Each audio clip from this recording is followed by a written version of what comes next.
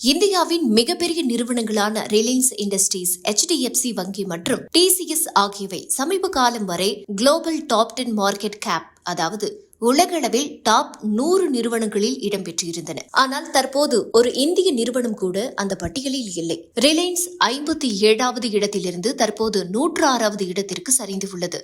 TCS 84வது இடத்திலிருந்து தற்போது 314வது இடத்திற்கு சரிந்துள்ளது. 2025 உலகளாவிய டாப் 500 நிறுவனங்களில் 15 இந்திய நிறுவனங்கள் இருந்தன.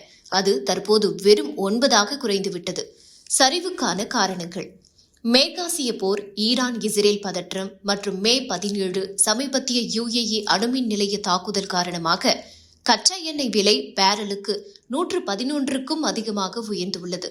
இந்தியா தனது எரிபொருள் தேவையில் 80%க்கும் மேல் இறக்குமதி செய்வதால் இது இந்திய பொருளாதாரத்தில் கடும் பணவீக்கத்தை உருவாக்கியுள்ளது.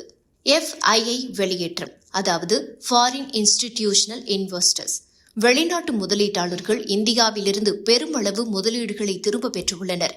மே மாதத்தில் மட்டும் சுமார் ரூபாய் 27,000 கோடி வெளியேறியுள்ளது. இந்த ஆண்டு மட்டும் மொத்தம் ரூபாய் 2.2 லட்சம் கோடி வெளியேறியுள்ளது.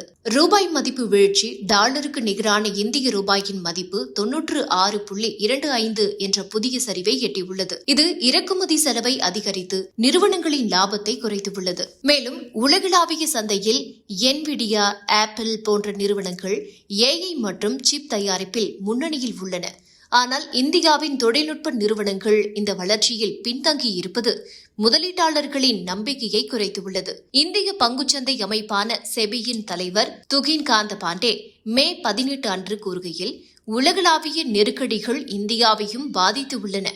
ஆனால் இந்திய சந்தைக்கு தற்காலிக அதிர்வுகளை தாங்கும் திறன் உண்டு என்று நம்பிக்கை தெரிவித்துள்ளார். மே 19 தற்போதைய நிலவரப்படி சென்செக்ஸ் மற்றும் நிப்டி குறியீடுகள் ஏற்ற இறக்கத்துடன் காணப்படுகின்றன. ஆனால் சந்தை ஒரு மறுசீரமைப்பு கட்டத்தில் உள்ளது என்பது நிபுணர்களின் கருத்து. கச்சா எண்ணெய் விலைக்கும் பங்குச்சந்தைக்கும் நேரடி தொடர்பு உண்டு.